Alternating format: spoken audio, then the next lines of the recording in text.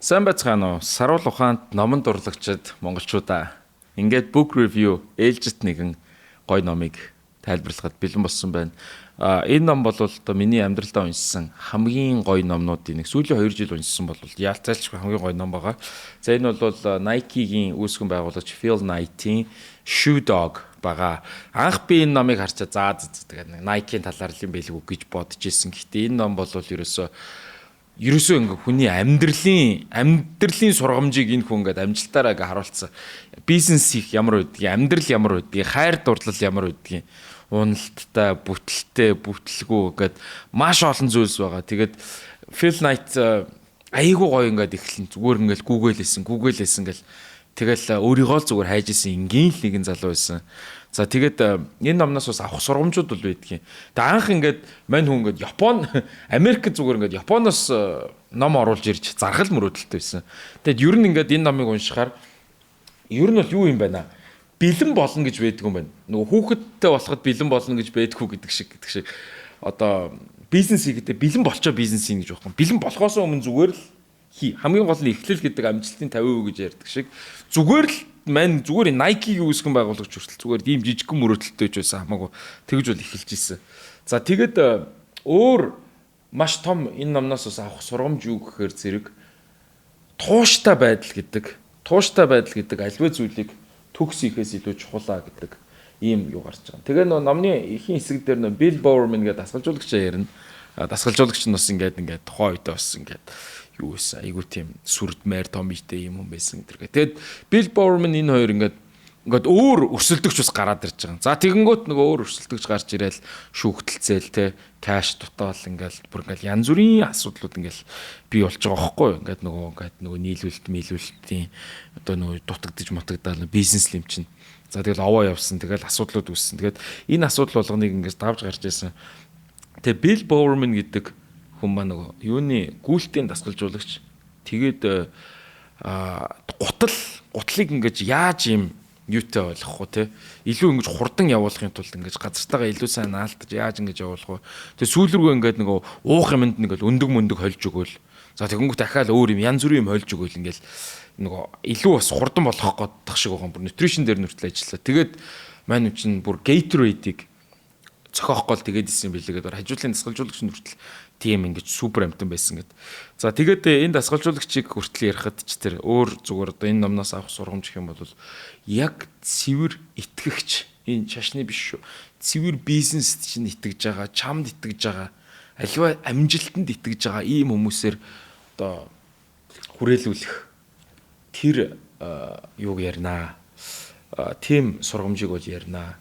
За тэгээд ер нь бол ингээд эмчээ хүрээлэлээ бий болохоос гадна мань хүн ингээл хаа байсан Аз руу явал, Япон руу явал өөрийгөө олохгүй бол. За тэгээд нэг хэсэг байдаг юм аа нэг номны ихэнх үе хавцаа. Бараг 30 хэд мэддгүүр хуудснаас үлээдээ анх ингээд Хималай яваад ингээд тухайн ийм газруудаар яваад маш олон газруудаар явсан байгаа. Тэгэл байгаль ерөөсөө ингээл байгальтайгаа ойрхон уулахад ийшээгээ яваад тийшээгээ яваад энэ үсгэлт газрыг үзээд зүгээр ингээд ганцаараа ингээ мөнгө байхгүй ч гэсэн ингээл хайк хийгээд явж исэн. Тэгээд яг тэр нэг 2 3 хуудас бол бүрст үнэхээр төгс орж ирдэг. Хүн ингээд аялж явах хорвоо ертөнцийн ямар агуу уудамтай танилцсан хүнд ингэж шал өөр перспектив, шал өөр харах өнцөг өгдөг гэдэг энэ зүйлсийг бол бас давхар ярина энэ ч. За тэгээд энэ ном маань бол ингээд цаашаа уналт, босолт хүртэл өөр ингэсэн сорилттой байдаг талаар бас ярьж байгаа. Жишээ нь ингээд хит их ахиц бас хитрхи аюултай байдаг. Ачааллаа даахаа болчдөг. Тэгээ буцаад ингэж фейлддэг. За тэгэл ер нь бол ингээд мөнгө төгрөглөний асуудал ингээд яг нөгөө төлөвлөөгүй гин проблем бас харагдаж байгаа шиг байна. Гих мэтчлэн зүйлсийг бол энэ ном дээр бол ярьж байгаа. За тэгээд бүгд зүйлийг бид нэр одоо мэднэ гэж байхгүй. Мэдхгүй байгаадаа ч гэсэн нандинаа гэдэг бас нэг утга санаа бол явж байгаа. Тэгэл мань үн чинь ингээл Оницукагаас ингээл гараал манай Оницука чи дор чанд ялтартай пүүцэн явах. Тэгэл тэрийг л оруулж ирэхжсэн гараал Nike-г үүсгэн байгуулаад ерөөсөө ингэж мэддэхгүй талаа руу ингэж өсөрж орж байгаа юм шиг гэдэг утгасан. Энэ бол дөнгөж анхлан бизнес хийж байгаа залуучууд бол бүгддэд л иймэрхүү сургамжууд бол ингэж байдаг. За тэгээ мань хүн өөрөө болохоор өөрөө гүйдэг байсан. Тэгээ тэр утгаараа ч гэсэн өөрөө бүтээгдэхүүндээ айгүй хайртай. Тэгэд нөгөө маш том бизнесийн сургамж өгөхөр зэрэг хүн бүтээгдэхүүндээ өөрөө дурлах ёстой юм лээ. Тэгээд чи өөрөө авахгүй бол өөр хин авах уу гэдэг нэг утга санаа бол явж байгаа. За тэгээд ер нь ингээд ном би нэг хаахтар спойлдохгүй. Энэ номыг зүгээр ингээд яг уншихаар үнэхээр ертөнцөөс ингээд гоё тасармаар.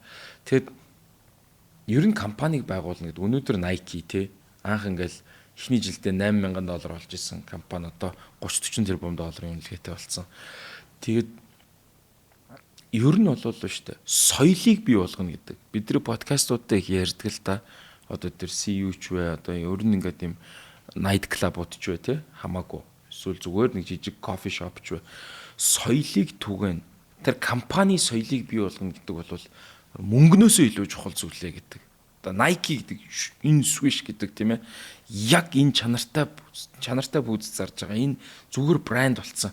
Тэгэхээр соёлыг түгээхийн төлөө бол явсан. Одоо аливаа зүйлийг хийх гэж байгаа бол бүх сэтгэл зүрхээ зориулах, тэвэндээ итгэх, үн цэнийг бүтээх, ирээдүйг харах, асуудал гарч ирээд шүүхтэлцэгч вэ, ямар нэгэн одоо олон нийттэй холбоотой ч асуудал вэ, энийг даван туулах, энэ бол Phil Knight бол энэ номон дээр бүх зүйлсийг бол ярьдаг. Тэгээд энэ амьдралын ч тэр бизнесийн ч тэр энэ айхтар гоё сургамжтай ном байгаа. Тэгээд би энийг бас одоо үзэж байгаа хүмүүс маань бол тэ аваад уншаасаа гэж хүсэж байгаа шүү. Тэгээд Mono English Bookstore дээр бол байгаа. Өөрөөсөө ингээд наашаага явуулсан байгаа. Тэгээд энийг уншаарай. Тэгээд уншсны дараа ч гэсэн те уншсан хүмүүс нь уйлж гэсэндээ комментээр сэтгэлдээ санаа оноогоо хуваалцаарай гэж хүсэж байна.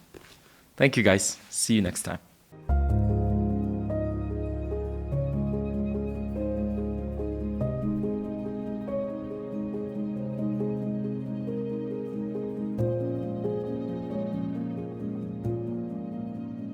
Мэдлэгээр чигүүрлээ. Mono English Bookstore